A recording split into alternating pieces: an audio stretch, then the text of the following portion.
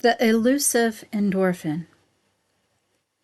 Endorphins are a natural human form of energy we can access for healing.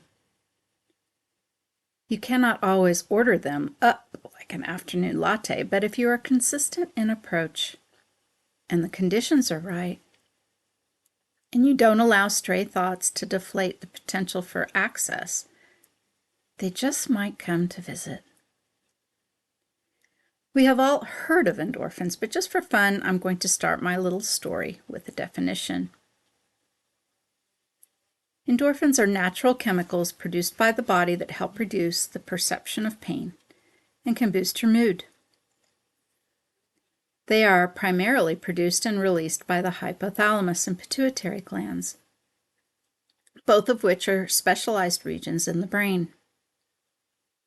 As neurotransmitters, endorphins bind to opiate receptors, which help block pain and increase feelings of pleasure. That may seem as if they only have a momentary positive effect, but endorphins can also act as peptide hormones. And then they're released by the pituitary gland, enter the circulation, where they have long-ranging systemic effects on the body. So bringing in endorphins is an excellent idea, both for short-term and long-term health and well-being. And who wouldn't want more of either of those things? Breaking up one's day with a shot of endorphins every few hours sounds like a wonderful way to keep up a great energy signature and help keep the body and mind operating at the highest possible frequency. It might be easier to order up a shot of espresso, but I, for one, would like more of the former if possible. The easiest and most enjoyable way I have experienced rushes of endorphins is by laughing. And when I mean laughing, I mean the typically spontaneous, huge, belly-grabbing, side-splitting kind of laughing that has tears coming out of your eyes. Now, I don't know about you, but it isn't easy to plan or schedule that kind of laughing. I mean, you can try, and you can increase your odds by surrounding yourself with positively focused old friends or people of good humor. But usually those moments with those huge endorphin rush laughing come organically. I am certain that I have experienced releases of different kinds of endorphins over the course of my life. Certainly with laughing, roller coasters, and absolutely when riding horses. But I have always privately lamented that I have never experienced the elusive runner's high or exercise high that so many people talk about. Years ago, when I was in my 40s, I trained and then ran a half marathon race, and even then I never once felt an inkling of that rush that some people talk about. True enough, I would feel super great when I stopped running, but I rather felt that as a massive relief rather than any sort of opiate-like high of an endorphin rush. It was a running private joke for me and my family that I didn't believe in that kind of endorphin. That kind of pleasure in the head apparently was available to certain other special people, just not me. Now, just about a year ago, I decided I needed to level up my health, and I started weight training with a partner and a personal trainer. I go twice a week on a regular basis, and my private endorphin joke was shared fairly early on. I think it's a myth, I would say. There's no such thing as an endorphin in this place. I would look around the gym and know that others likely did experience endorphin rushes at least at times. But I knew I hadn't ever in my life, at least not from exercise or running. It was something I really wanted to experience, though. But the best thing about either of those activities for me had always been the moment it was all over. Of course, I appreciated the health benefits and the satisfaction of completion, but exercises or running pretty much was always something just to get over with. A while back, I said to my trainer, Jack, "I think I see an endorphin," jokingly pointing out the window. I had just finished a set of bench pressing with 2 dumbbells, and I did feel a bit of a flash. It quickly faded, but I was happy, just for that small moment. And another day, something similar happened, but it too was just a blip. I think an endorphin is in the parking lot, I smiled, happy to set the kettlebells down for relief. But last week, something different happened. Something off the charts different happened in the endorphin department. It started with a text from my husband, Tom.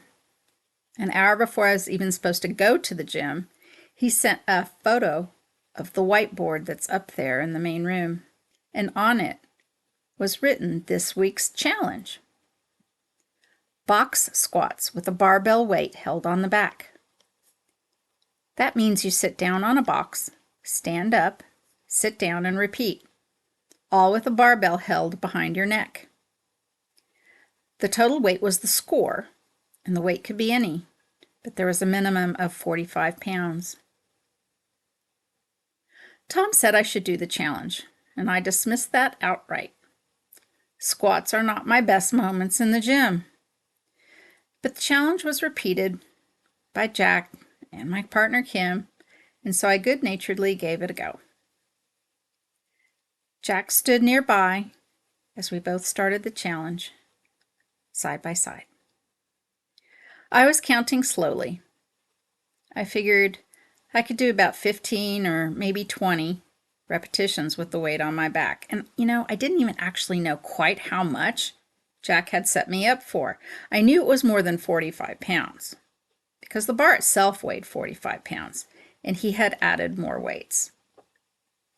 But I knew it was better for me mentally not to know the actual number of pounds, so I didn't look closely at all. I was just finishing 20 repetitions when I heard Jack tell Kim that she should try to lift the same number as her age. Now, Kim's in her 40s. So when Jack said that, I laughed a bit and sent him a look, and that look said, "You better not say that to me." Thinking about 62 box squats actually deflated my energy. I mean, it really did. I actually felt the energy run out of my body, down towards my feet, out of my feet, and into the floor. I could have easily maxed out my squats at about 22 reps.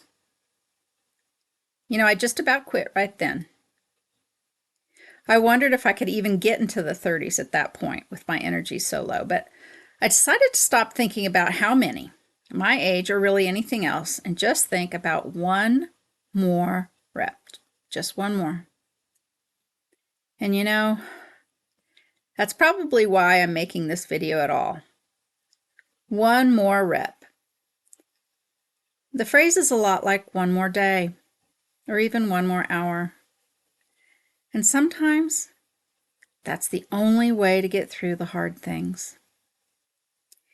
Thinking of the end being near can be impossible when it seems so far away. Thinking about how far you have to go, no matter what it is, can be discouraging and drain your energy. I remembered the years and years of my chronic pain condition.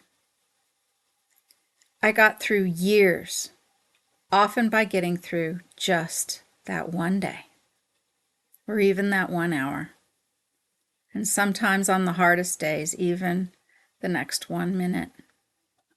So thinking how far away 62 was from 20, when it was already hard, seemed crazy.